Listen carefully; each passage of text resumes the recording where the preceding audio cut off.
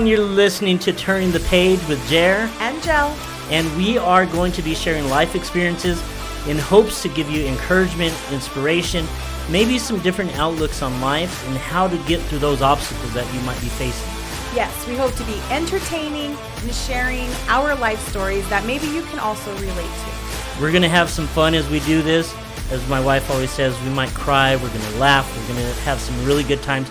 But you're also going to be able to relate to our lives and some of the things that we've gone through. Yes, and our goal is to be transparent and raw with all of y'all. So, turn your volume up and let's get started. Let's go. Hello, everyone. Welcome back. We are on episode 18, which my wife thought was last week. I know. My days are off.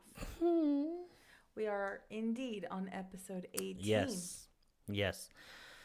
And we are going to be talking about adoption and childhood. Is that what it is? Is that what it be? That's what you put on the what list. It is. Like that? No. I don't like that. Baby! Yes, we are talking about adoption and childhood. And why are we talking about that today? Because I have adopted a son. I have an adopted son, child, a child. Yes. And Elijah. Yes, he has been in my life since he was 6 months old. And he's 10 years old now. Yeah. Yeah. Yep. So he's this big boy. So why don't you share with everyone how you came to adopting him? Well, in my second marriage, of the other many, I'm just kidding, that I've had. Second marriage, we had talked about adoption and the possibility of adoption, but my perception was never. Like, when I thought about adoption, it was going somewhere, getting a kid, like, from China out or of the country. Africa or, like another country, right? Yeah. And someone that, I wouldn't say close to us, but someone that we knew had mentioned, hey, well, why don't you do something here in your own backyard? Because there's a big need for children finding homes, which I was like completely unaware of, right? Well, at that time in that marriage, we had talked about it, but like I said, it's always been assuming, it was going to come from somewhere else. Well, my wife at that time had a son, or has a son, with Angelman syndrome, it's called. So she had a son with special needs already, and she wanted to. So we started talking about fostering, and is this something that we're gonna do, and what does it involve? But adoption kind of had went off the table because it was just gonna be fostering. So you bring kids into your home. Once you have that child in your home, you take care of them forever. However long it's gonna take. Well, Elijah was the first kid that was placed with us, and when we got a call, like we got to request what we wanted, like, okay, well, what do you want? Well, we're thinking about a girl, we want someone that's going to be newborn to 2 years of age or something like that. And they told us, okay, well, that sounds great. So they said within the next couple weeks you guys should receive a call, and we'll place you with the child, and you go from there. And I remember we got a call one evening, and the agency that we worked with kind of works in connection with the state.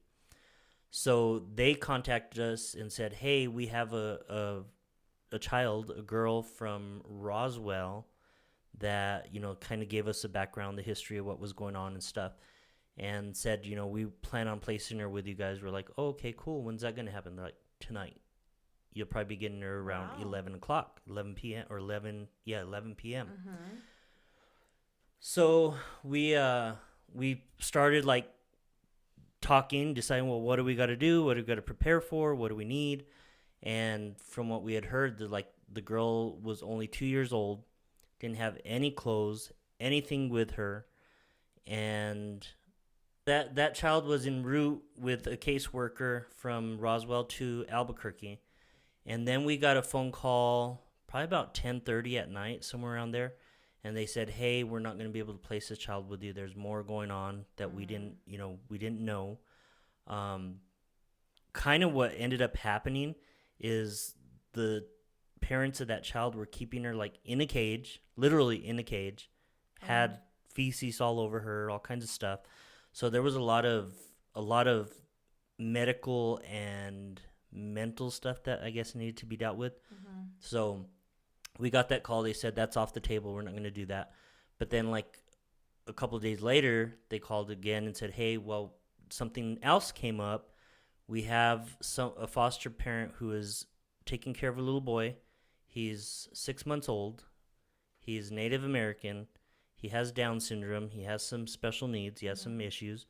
Um, he's on oxygen 24/7, and his foster mom was leaving to Utah, and she couldn't take him, of course, so they had to swap him to someone else, and we got selected.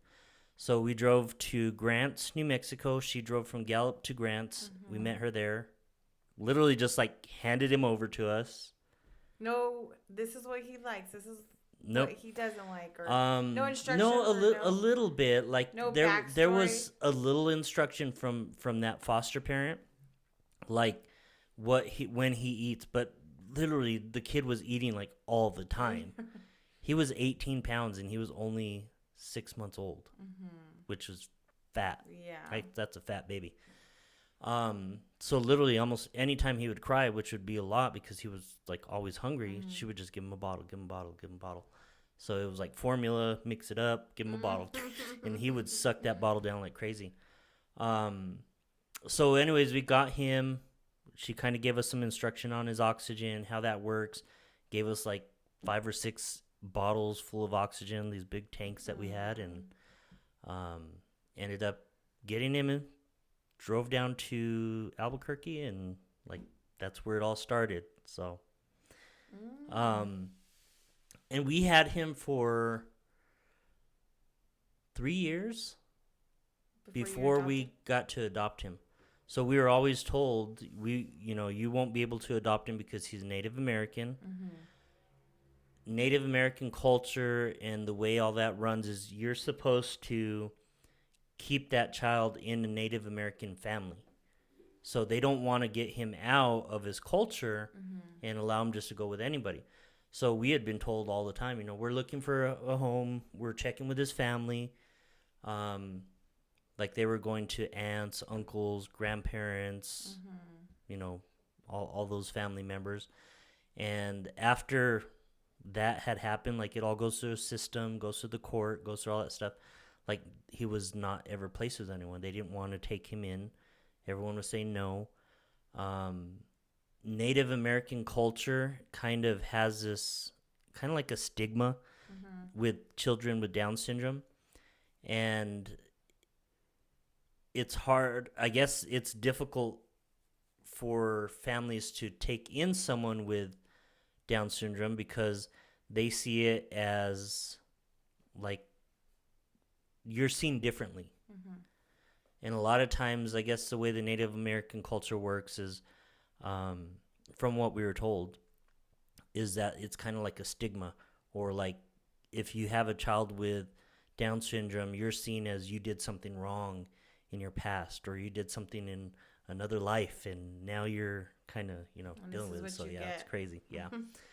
So they kept trying to find places for him to stay. They would check with aunts, uncles, cousins, second cousins, distant cousins, all the family. And they kept saying, no, no, no, we're not going to take him. So they started to check with other Native American families. They couldn't get him placed.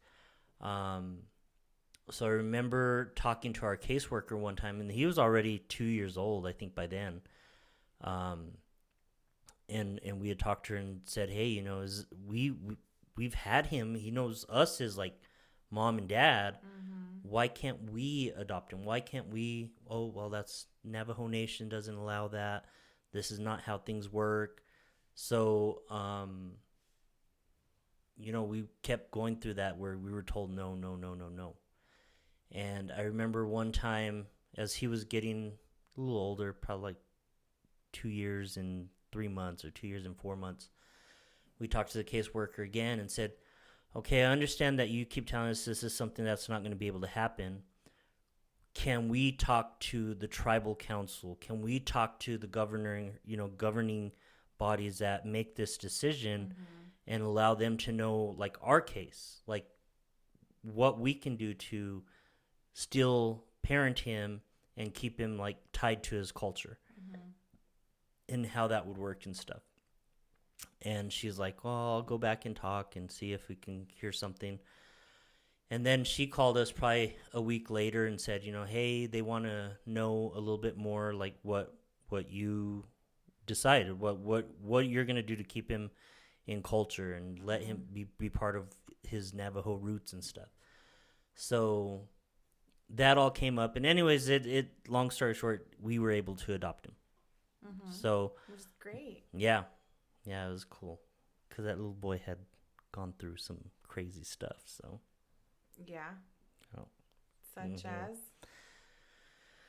well, when we first got him, he was drinking out of a bottle, but from 6 months to a year old, when he was drinking, he would drink it so fast and like he wasn't breathing, I guess, right, or he was breathing while he was ingesting his food. So he was getting milk in his lungs. So when we took him to a doctor's appointment, they were like, oh, well, we hear something in his lungs. We need to give him what is it where they do like a feed study or something like that. They put you in an x-ray and they feed you like milk and like soft foods and they watch it go down and how it works and stuff. Well, anyways, after that food study that they did, they were like, he needs to go to the hospital. Like, he cannot eat anymore. He can't eat out of his mouth. So he had to have a surgery where they put a feeding tube in his stomach. And he had that for probably about 3 years, three and a half years or so. But when they put the feeding tube in his stomach, he went through a surgery. And then after that surgery, he had to stay the night in the hospital. Well, after that surgery, like they leave a tube that comes out with a little bag and collects like all the stuff that's coming out. So it was like black and green and yellow and all kinds of other stuff. Well, being at the hospital, it was like I was exhausted. I was sleeping every chance I could get. I remember being in the room at night, fell asleep, door would open, nurse would come in, and he wasn't being fed by that yet. He still had a nasal tube where it went through his nose into his stomach, so they would feed him through that. Well, they came in and took that out.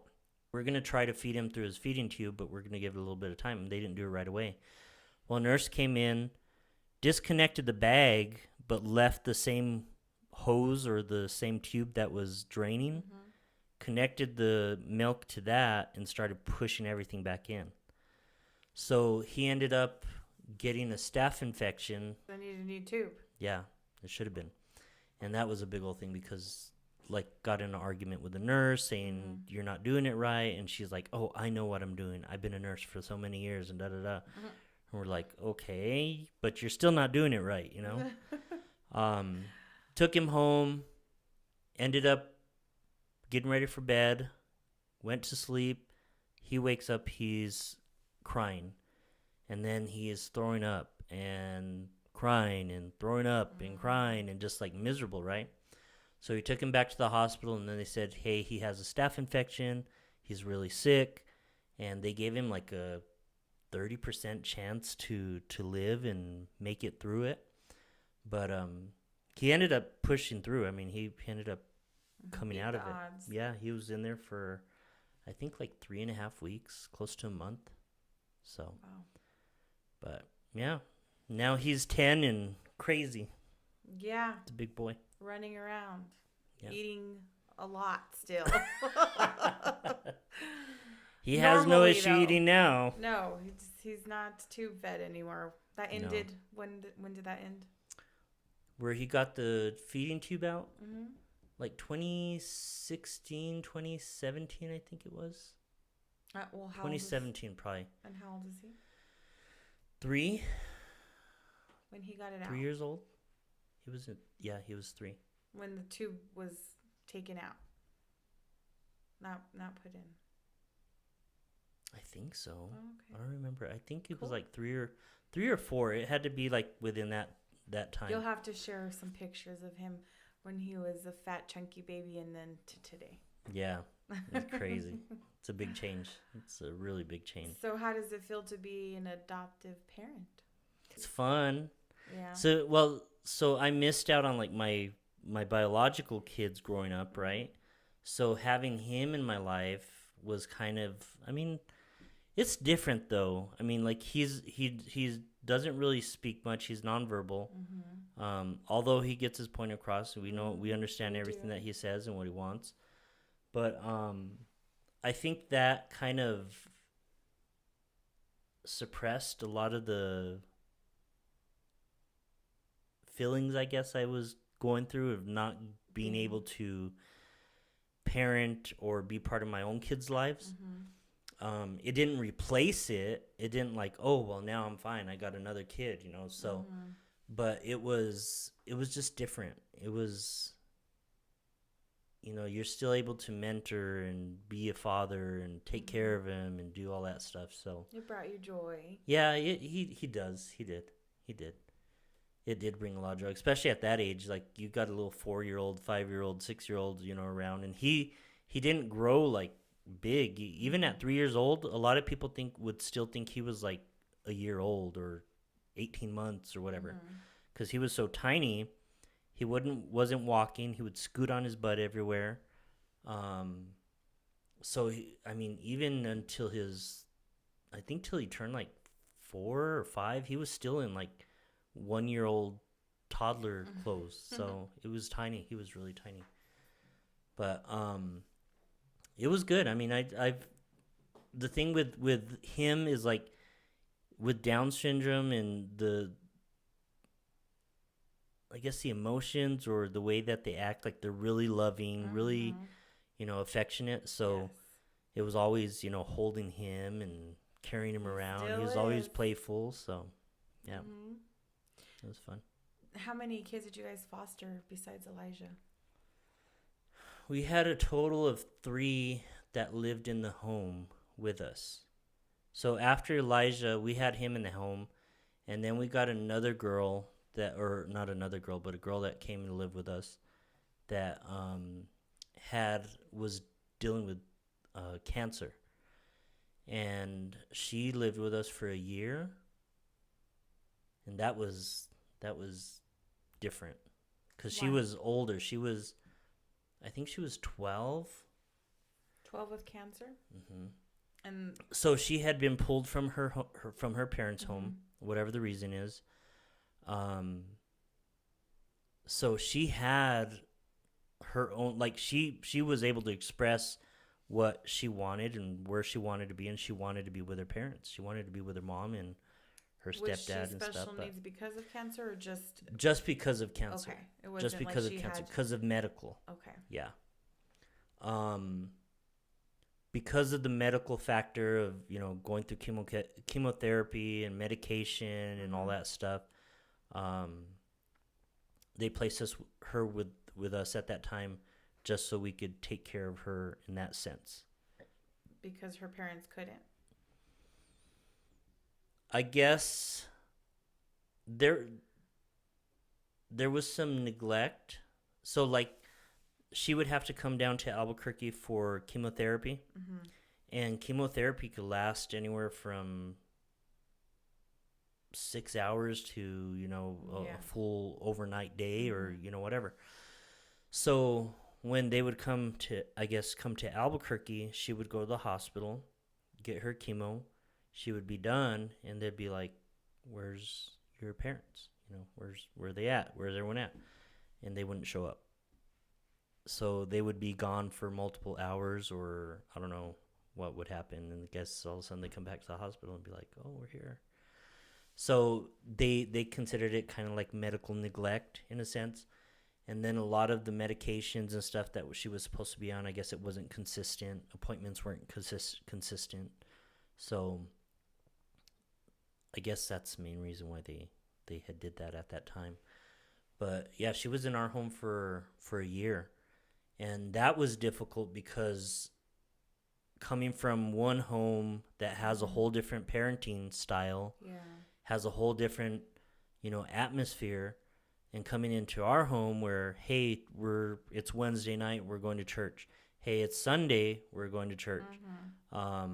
Bringing family around, friends around, we would go out to eat and do stuff. So like when we first got her, it was like trying to get her comfortable and make her feel at home, and like, hey, this is your place too, and this is your room. And um, when she came to us too, she didn't have, like, I think she had a bag full of clothes, like trash bag, and what she had in that was all she had. Um, at that age, she was like she was losing her hair. It was really short, coming out.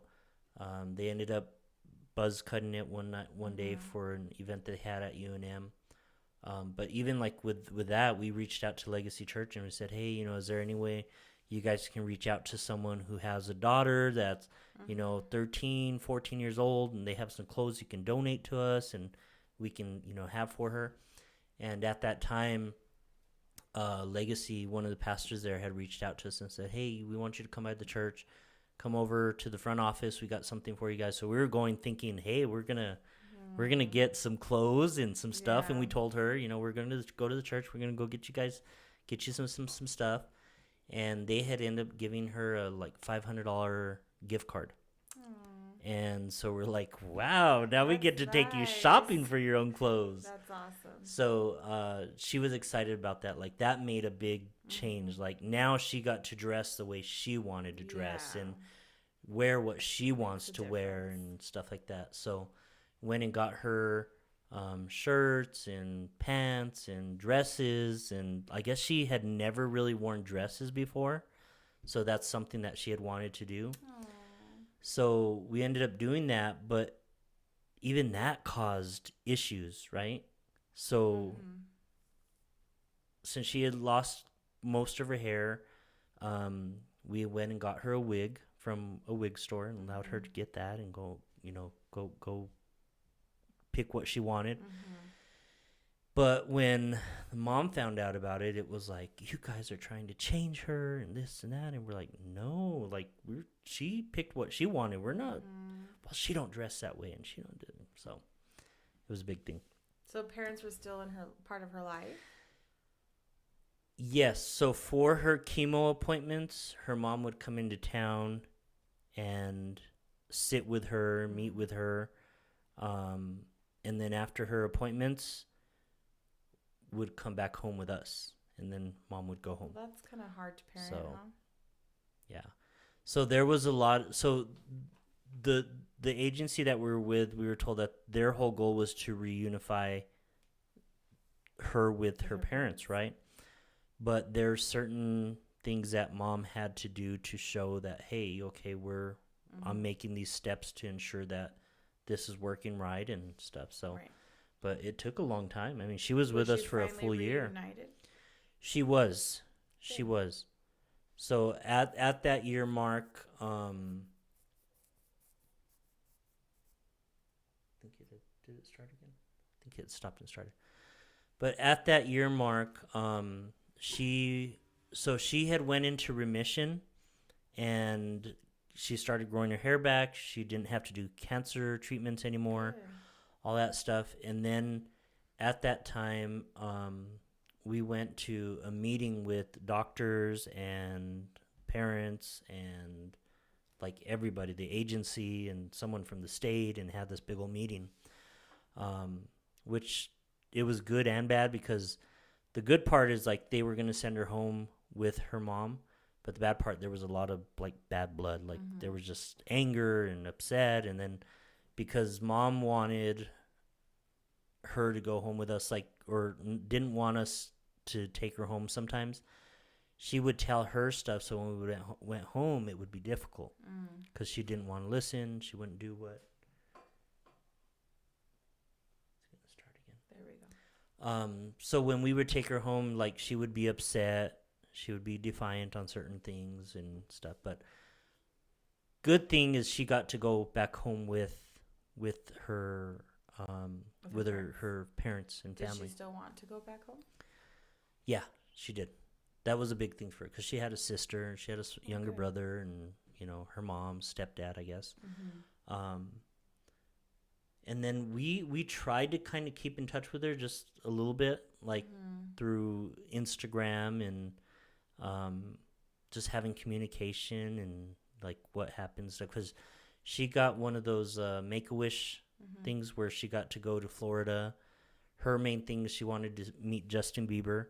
And she got to go to like Disney World, and then they had a thing where she met Justin Bieber on like a Good Morning America or something like that show. And then after that, her cancer came back. And we had heard about it. We hadn't talked to her or anything like that. But we were told that, you know, hey, she's back going through cancer treatments and all that stuff. And probably for another 6 months or so, we never heard from her, didn't hear anything.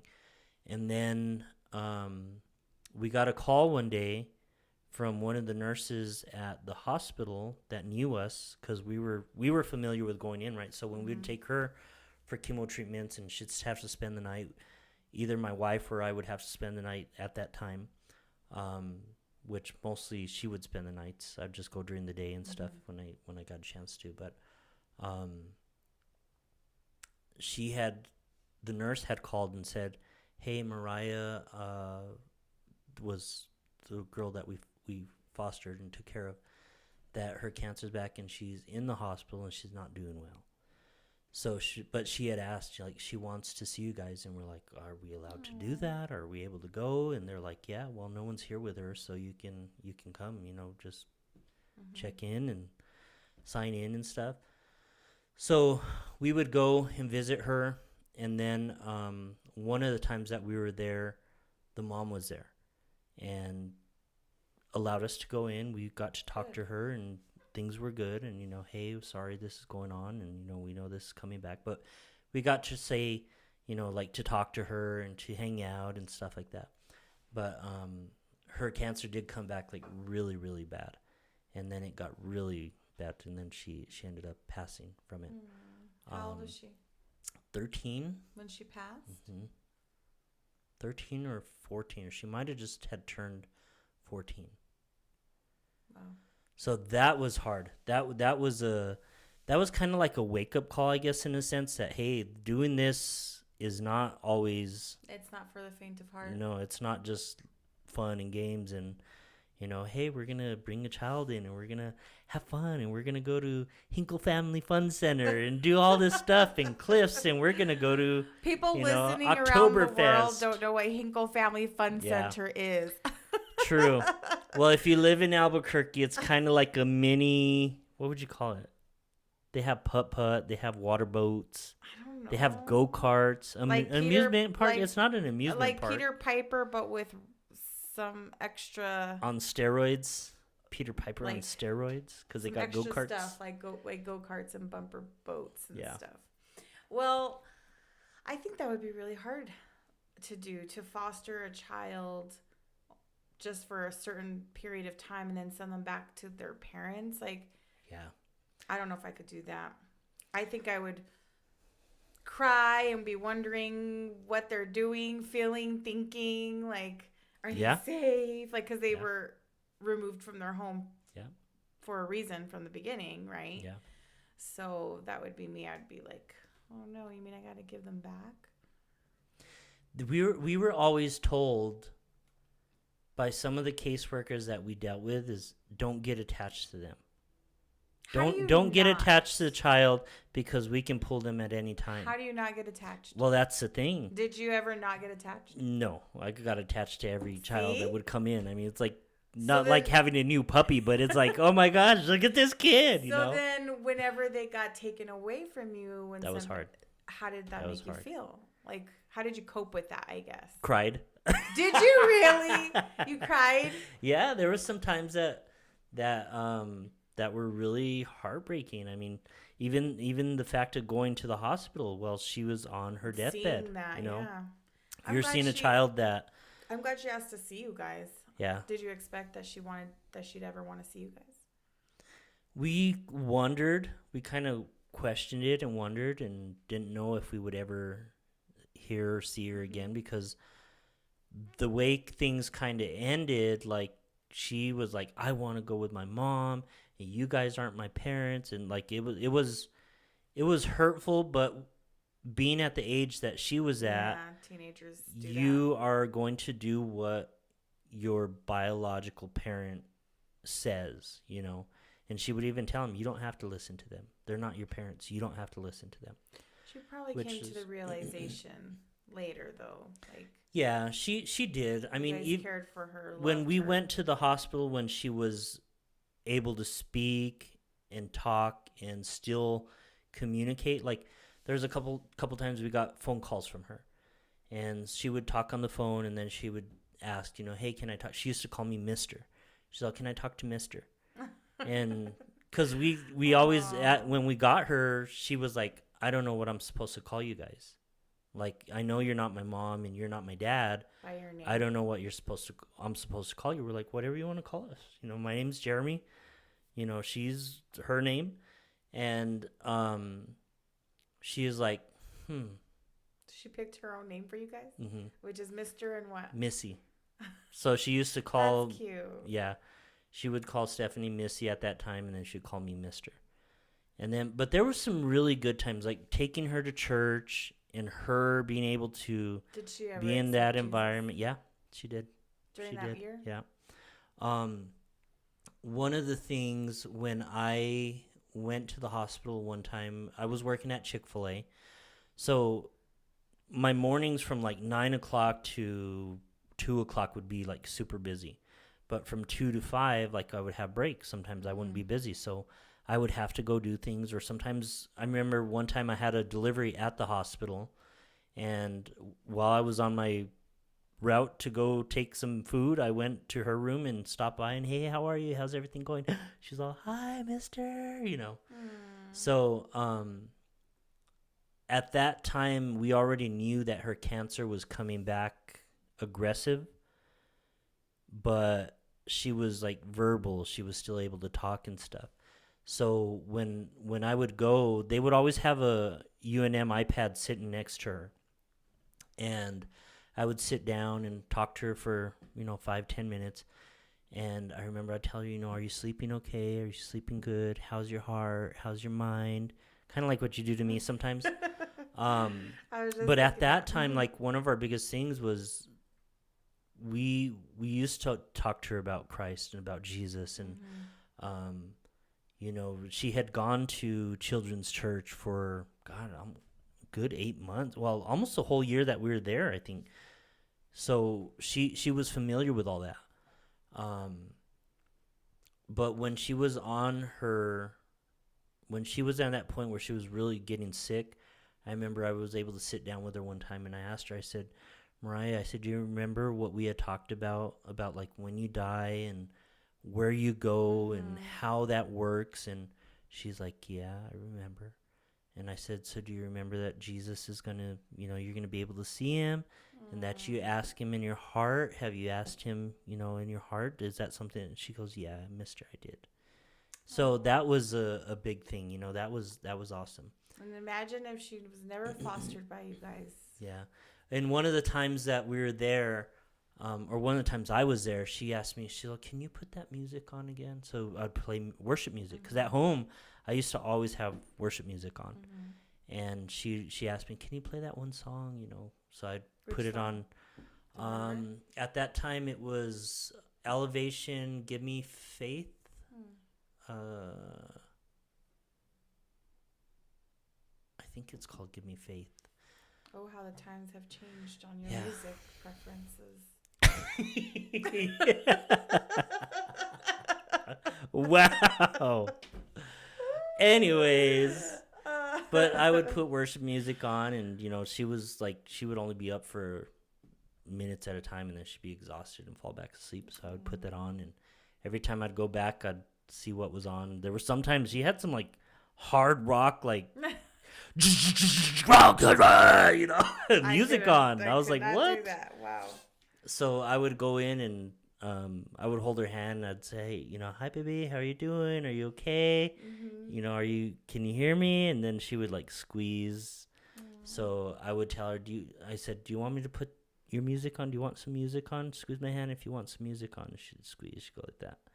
So I would go through and get onto Spotify or whatever and put worship music on and play Elevation Worship and all those different, worship bands that were out at that time.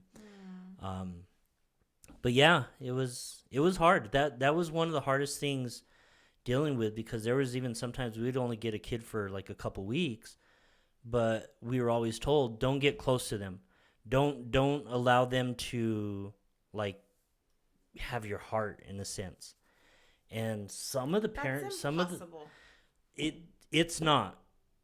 It's not impossible, because we met other fostering families. Like jerk kids, it's not. No. I would think. We had met other fostering families at that time, and we would go to their homes, and the way they treated the children, the way they interacted with the children was what, cold? Completely different, yeah. Ice cold? It was like a transaction. It was like business. They ran their stuff more like a business. Couldn't do that. And they would. I mean, it was heartbreaking at times, because you would get around those kids, or they'd come to your house. Like when those families would go on vacation, they would always look for a family to take care of the child. Mm-hmm. So if you knew that family pretty well and you had a good reputation within the community, you would get asked. So they would say, hey, we're going on a vacation. We're going to be gone for 3 days. Can you take care of it? They wouldn't take the foster kids with them? No. Why? I just told you. It's like a transaction. It was a business. They wouldn't take the child with them. We did. Like we had to go through all kinds of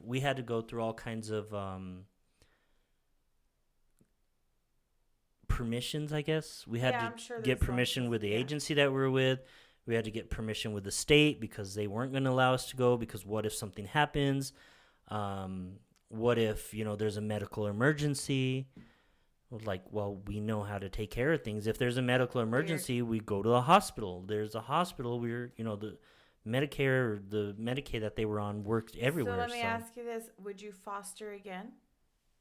Knowing what you know now, would you foster now again? Baby, I like traveling with you. I want to go places. You just said you don't have to take them on vacation with you. You send them to another yeah.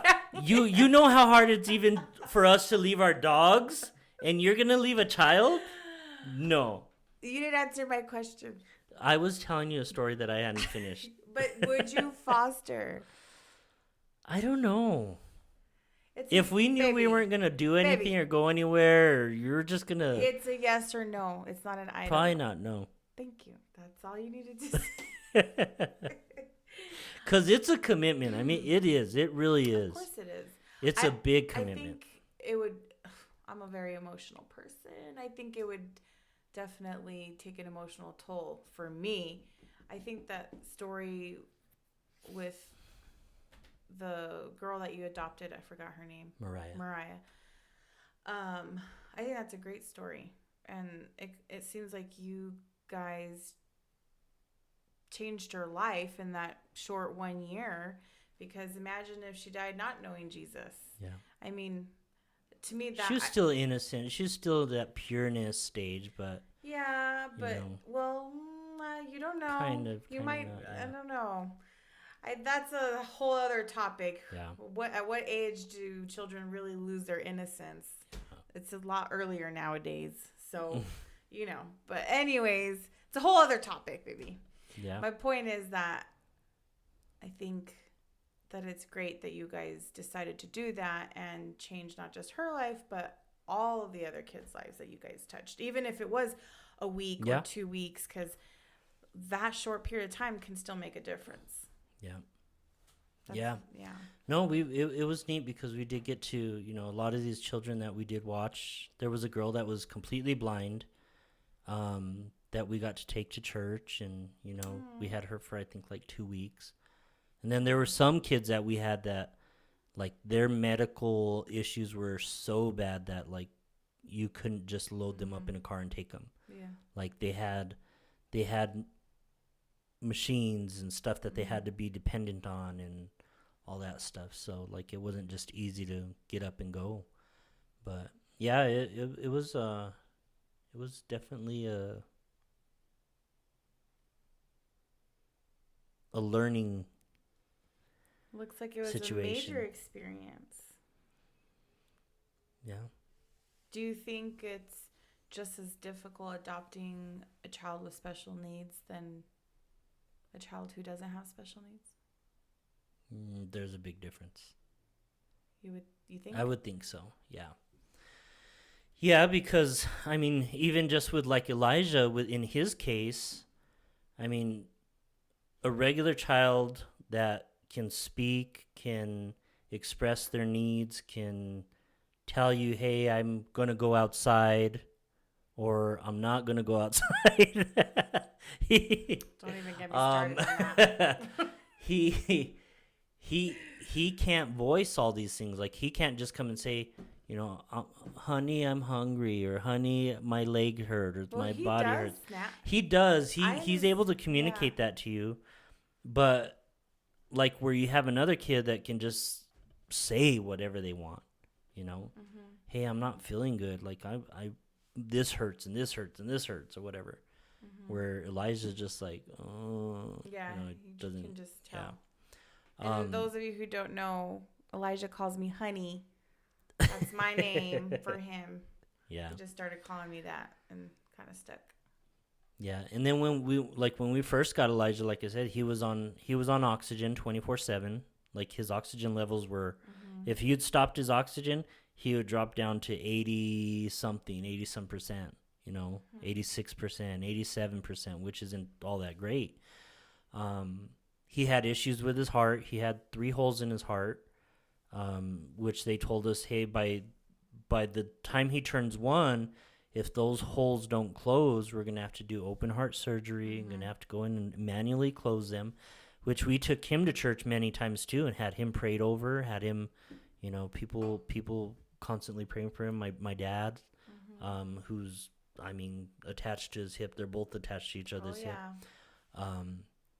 Would always pray over him. Like, in the times he would be in the hospital, and if we weren't there or couldn't be there, my dad would be there. Or, you know, when we would go somewhere, you know, they would allow, well, no, my parents weren't able to.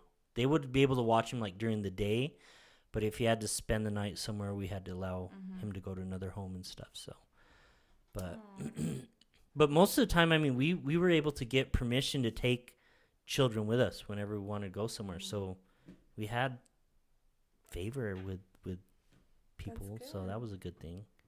That's really good. With Mariah, we got to take her to Arizona, Utah. We did a houseboat and took her out there. She caught her first fish. Got video of that.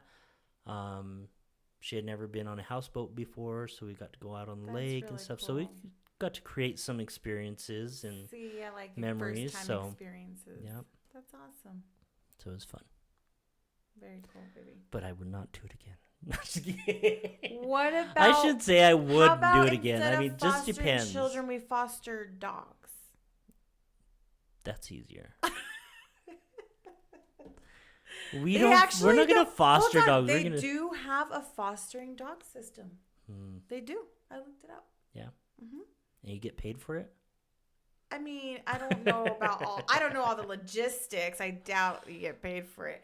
But you don't go into fostering children to get paid, baby. Well, some people did. Someone's at my front door. It's probably the neighbor.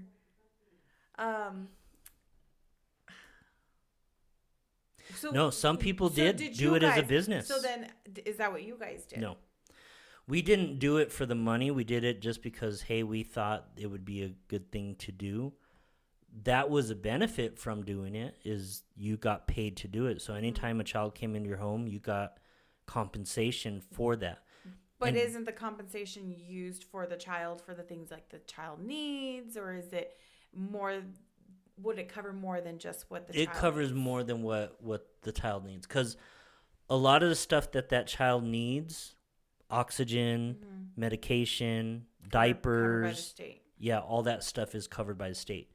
So the money that you get, yeah, you're going to go buy clothes, but you're paying for housing, you're paying for food, you're paying for gas, you're paying for all the stuff, going to appointments. So there was a lot involved with it. But there are some families or some people out there that do it as a business. And treat the kids like crap. I've seen Well, movies. we've heard stories of it, and yeah, It's just not cool. you have heard of Well, that. but that's why when you're a foster parent, you have to go through background checks, I assume, and like all that stuff, right? Yeah. To even Yeah. qualify as a foster parent, which some people know how to pass those things, and then they still send you kids, and then they get abused, and then Yeah. it's happened. Yeah, it happens in our state constantly. I mean, our foster system out here is horrible. Ugh. It's really What's bad, to not the point horrible to out where, there's been some major issues where, I mean, it's been exposed. It's been on the news. It's been put out there where, hey, this girl was in this foster system and she mentioned and said, hey, I need help. I'm not being treated well. This is a problem that's happening. Agencies come over or state comes over, checks on them. Oh, you're fine. You're okay. And then that child dies. And they're like, oh, well, we didn't see that. We didn't have any signs, which Even was though total they probably BS. had some signs, but they chose to ignore them. Yep. It happens all the time. Yep. Well, I think it's great, baby, that you still got to experience raising up a child, even though it wasn't biologically yours. But since you were robbed of that with your own biological children, you still got to, and you still are, because he's only 10. Yeah. Yeah, he's still, we're still growing him up. Yes. You're part of that. Mm-hmm. And now you have to be a part of Carter's teenage years. Sorry. But I wonder how Elijah will be as a teenager. Be interesting. Like, I know it won't be like a regular teenage boy like how Carter is now, with like all the girls and all the crude comments and I don't know. Yeah, I boy don't see stuff. that happening. I don't see that happening with Elijah. He's 10 and he still acts like he's 5. Yeah. The majority of the time. Yeah. He still has that real playful child heart, childlike, still in that age. You give him toys, you give him cars, and he's like, So, yeah. I don't know. It'd be interesting. He's learning more. I mean, he's talking more. He does verbalize a little bit more. So and he'll probably continue to learn and grow in that area too. Yeah. So you have here listed different types of adoption. Yeah. So there are different types, and like I said earlier, I wasn't familiar with the type of adoption that we did, fostering. So I'm gonna ask you. You guys fostered him, then you adopted him. Now, is this an open adoption or a closed adoption? It's an open adoption with. Why don't you explain what closed and open adoption means? So we'll start with, I guess, a closed adoption is where you don't have, like, whoever he came from, like whatever family he came from, has no communication or interaction with him. Like, they don't know where he's been placed. They have no information. We have no information. They don't want to know. Yeah. So when we got Elijah, we did it as an open adoption, and that was optional. And they actually gave us an option that, hey, do you want to commit to keeping their family in their lives? And we're like, yeah, that's I mean, he's got 11 other brothers and sisters. Wow. So, and they range from the age of, well, now they're probably 6 years old all the way up to 21. Mm-hmm. So there's a big group of kids there. when we had committed to it, like we said, well, let's just start it at once a year, whether it's his birthday, a holiday, or whatever. But there is an option for more. If they choose that they want to see him more, Mm-hmm. then we'll work with them to allow that to happen. Mm-hmm.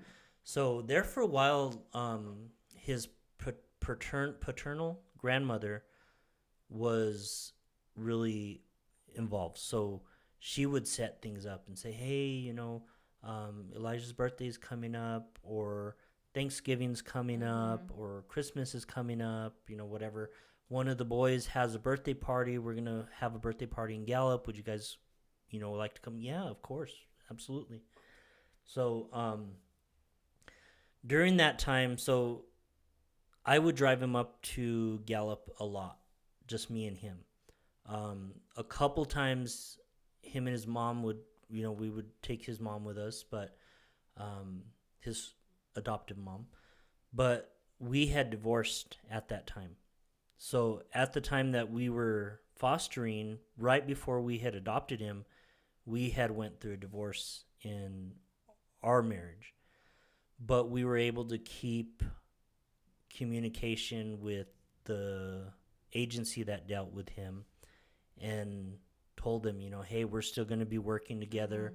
Our goal is to still to continue to take care of him, and we still do want to adopt him. So they allowed us to do that even though we were divorcing through that time. Oh. So when his visits would come up, I would drive him to Gallup, and we'd go visit with his family and go to birthday parties and stuff. And then once in a while, his adoptive mom would go as well. But the majority of the time, like, the grandmother was really sick. She had to get a leg amputated. She had 3 of the other kids, or 4 of the other kids, and she was older. Like, I don't even know if she's alive anymore. Do they still reach out for Elijah? It's been years. Yeah, it's been quite a while, over 3 years, I think now, since the last time that I've had to take him out there. I did ask a while back ago, because they have like all our information. Our phone numbers are the same, emails are the same. Yeah. They know his mom, so they could communicate. But the mom and dad didn't really ever like make the effort to make it happen. The grandmother did. So I think that was keeping like him involved with the family and stuff like that. So she probably passed and then it stopped. I think so, because I don't hear anything from her. So then how does he get his Native American culture in now? Since that was kind of a stipulation upon the adoption. He goes to Indian Day in Socorro. He goes to a Native American church, gospel church. Is it? Yeah. I forgot you had mentioned that.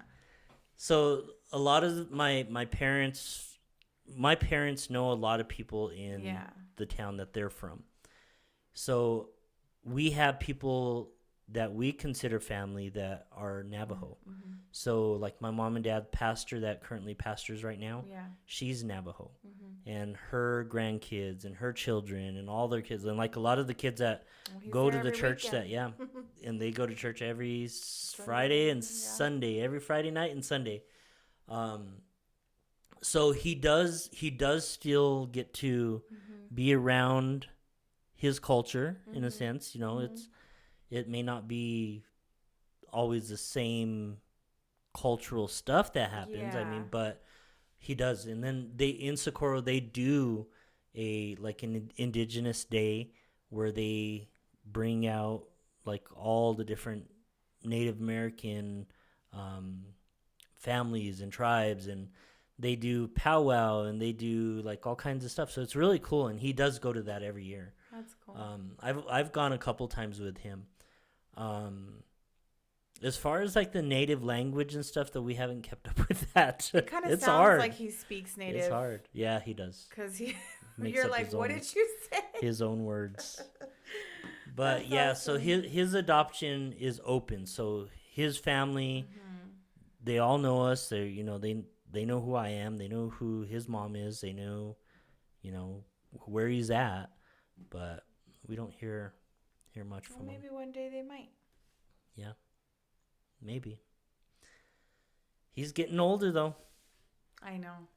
And then he's real particular, too, with who he's around and who he wants to be around. Although there are other types of adoption, like step-parent adoption, infant adoption, foster adoption. International, it's supposed to say. Mine says international. Independent was, so maybe that's a different one. I don't know what that you put is. Independent adoption and international adoption. What's independent adoption? I don't remember. And then kinship or relative adoption, and then closed and open. See, they tried to do that type of adoption with him. They tried to do the kinship. Right. No relative wanted to take him. No. If any of my relatives didn't want to raise their child, I would gladly take them. You're trying to take other kids that are just friends with our child. Well, she would bring in kids from anywhere. Carter's an only child. Yeah. Most of the time, because we don't have Elijah all the time either. And we only have Carter 50% of the time. So I'm like, it would be nice, to have him when he's here, have another sibling, because Elijah's not always here. But then I'm like, but then on the weeks we don't have him, then we only have the one. Yeah. Yeah. I straight up asked Carter's dad, hey, if we foster a kid, can he go with you on your weeks with Carter? He was like, what? No. I was like, but that's going to be like his brother. And like, they just looked at me like I was crazy, him and his girlfriend. Yeah. But I mean, I was joking in a sense. I was, but like kind of not, but mostly joking. But no, I wouldn't do that. So is fostering something you want to do? No. Or adopt a child? I don't think I have the heart to foster, because although my heart is big enough for that, I think I would have a hard time after each departure. Yeah. So would I adopt? Yes, I would adopt. I would. Yeah. And it's different. With the special needs part, that was difficult because there's a lot of medical stuff included, and you had to constantly go to classes and learn about medication and how to distribute medication. And when you're going to give medication, if there's another medication, you had to use an app or like this thing to make sure that if you're giving something, you knew what was in the ingredients, because if it went wrong with the medication that you're giving, you can cause, other issues. There was a lot of stuff. But then on the other part, like we didn't foster kids that didn't have special needs, but some of the people that we knew that fostered kids that were just regular, coming out of homes that there was abuse or there was neglect or all kinds of stuff. That was hard. Is if I were because we heard some stories. Yeah. You have to deal with all the trauma too, which can be hard. Which I guess I wouldn't be opposed to dealing with that, but if I had the choice, I would want to adopt an infant, that's fresh. Yeah. Because they're although they might have gone through some trauma already at such a young age, they haven't experienced a lot yet. You know what I mean? Yeah. So like all they'll ever know is me. Yeah, when they come if they're like young, fresh out of the womb, Yep. Or even like a couple months or something like that. Yeah. Would you adopt or just dogs? Right now, I lean more towards dogs. I know. I'm stingy with my time. No, you're not. I want to take you places and want to go places and do things and not be committed to having to stay here. Yeah. What do you mean? Like with our kids, it's easy. Like if we're gonna get up and go, we just get up and go. Hey, we're going out of town. We're gonna go do this and that. With something like that. Not with our dogs. Yeah, but we could pawn our dogs on other people. No, they stay here. I know. We've taken them once. That wasn't. I know. It wasn't bad. Hard, but. It just has to be like a dog-friendly place. Yeah. Yeah.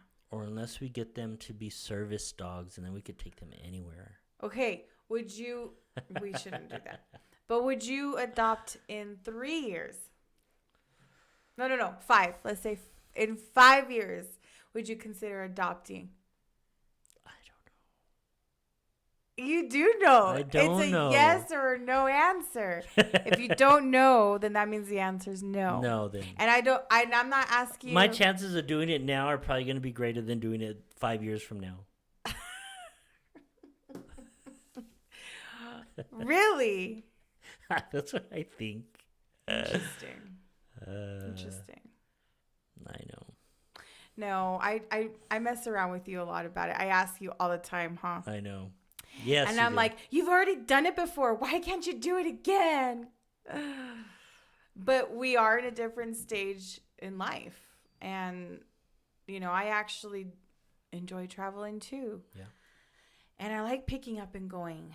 And I don't necessarily want to carry a diaper bag and a stroller and all that a mom has wake up all night, hours of the night. Yeah, I don't want to do that again. But then I see a little girl or a cute little baby and I'm like, oh. So now I'm like, I'll just wait for grandbabies because that's probably not too far off. You'd be able to better take care be. of kids. It better be. I mean, with Carter at least, it better be because. Well, with Christian, he wants to have kids now, like 5 in the next year and a half. Yes. Which, thank God, that can't happen. But yes, I know. He wants to make us grandparents like, you're only already. 14. You can wait. It's okay if you wait till you're 30 to have your first kid. That's fine. Enjoy your 20s. I can see Carter doing life. that. I think he will be. I could too. I think he's gonna be the type of son that just like, okay, I'm gonna do this, and this, and then I'll look at. I think he's gonna be like my brother Brandon, like because he's already 25, no kids, no girl, but he's living his life. He's doing things, and like I think he's waiting for the right one. I think that's how Carter's gonna be too. He wants to set up his life to make sure he's stable and he's in a place where he wants to be before. Carter seems to be that way too. So I pray and hope. I think so. Yeah, but anyways, well, our audience learned a little bit more about you today. Yes. As far as a little bit of your background and adoption and how that all came about. Yeah. Mhm. And how you don't want to do that with me. The interesting life of Jeremy. And you don't want to do it with me? No, I want to take you places. I want different experiences. Well, we're already there, baby. It's already different. Yep. We just had a couple experiences this month and last month. Mm-hmm. Got more coming up. Just waiting for you to get your passport. Taking forever.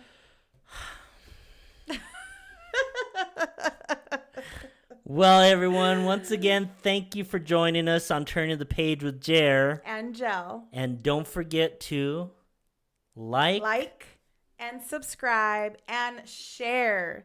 If you see a clip you like, share it. We love those shares. Give us feedback. Let us know what your thoughts are. Share your experiences with us. You got our email. Mm-hmm. It's jerandjelpodcast@gmail.com. Or you can reach us on all social media. All platforms. We're easy to find. So Come easy. find us. Catch us outside. Shoot. No? But we want to thank you guys for joining us again. We hope you guys enjoyed. And we will see you next week. Oh.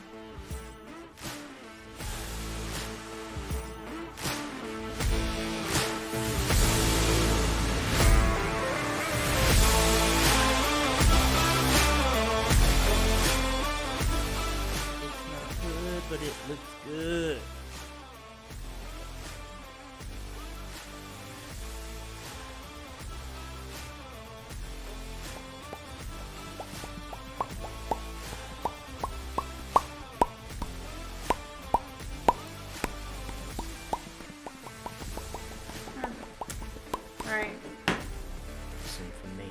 Get you.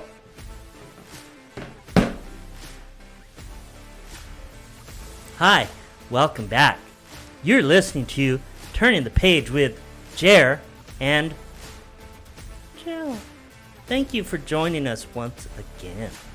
We are so glad to bring you into our podcast room and our home. Smile. Good? You ready? I just clapped. So You yes. ready, Freddie? Good day.